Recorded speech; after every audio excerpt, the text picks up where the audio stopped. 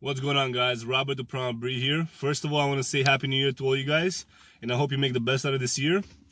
And now I'm back on the grind.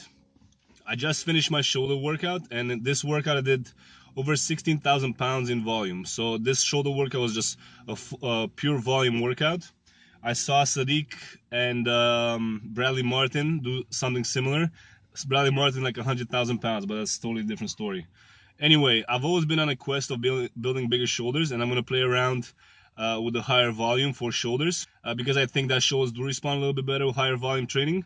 But I'm going to experiment myself and see how I do.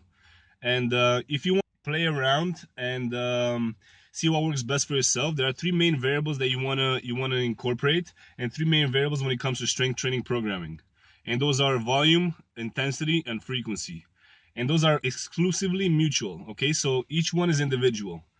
And I'm gonna start with volume. So volume just refers to the total amount of sets and reps and workload that you have done in a single workout or per week, however you wanna measure it. And when it comes to volume, you're gonna use a little bit more volume when you wanna build more muscle, and you wanna spare the volume and increase the frequency or the intensity when you wanna focus more on strength, or when you wanna spare some muscle and you're cutting, for example.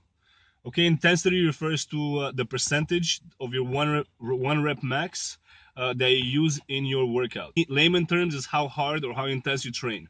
Okay, so let's say it's your leg day and you squat 500 pounds and you train within the 60-75% range. That means that you're doing sets with 315 pounds. Okay, that's what it means. That's what intensity means. And when it comes to strength, if you want to increase your strength, you want to train the higher intensity ranges.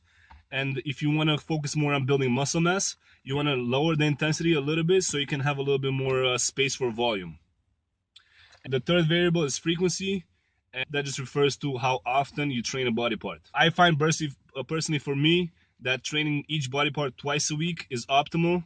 But again, you can play around with that. Once a week is not quite enough because I recover a lot faster than 7 days before I train the next body part. So it's kind of a waste of time in that period of resting.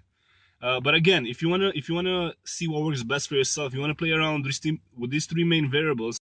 All right. So generally speaking, if you're trying to build mass, trying to build muscle, you want to focus more on doing a lot of volume and lower intensity, and frequency you can play around with it, see, depending on how fast you recover individually. And if you want to gain strength, you want to up the intensity, so you want to focus more on high intensity training and lower volume. And let's say you're cutting and trying to spare as much muscle mass as you can. Again, you want to focus on high intensity and lower volume to avoid that extra muscle breakdown because you're on a calorie deficit. And anything else is pretty much up to you to play around with and find your ideal training style in terms of how often you train, how intense you go, and how much volume you can do in a week or in a workout. Why is this important to understand and to know? It's important to know if you're not progressing, it's because one of these three things are not in check. As long as you have the progressive overload in mind while training, if you're still not progressing, one of these three variables is what holding you back. Okay, so that's why it's important to understand.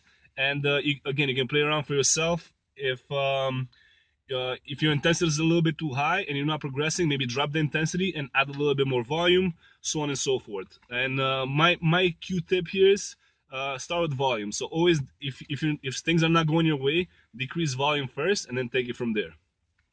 All right, guys, that's it for this video. I hope you enjoyed it. In this particular workout, I hit 16,000 pounds, and I already feel that my shoulders are gonna be sore. Right now, I'm going to go eat everything in sight, and 2017 will be the year that I want to get bigger shoulders. That's one of my main goals. All right, I'll see you guys in the next video. Thanks for watching. Peace.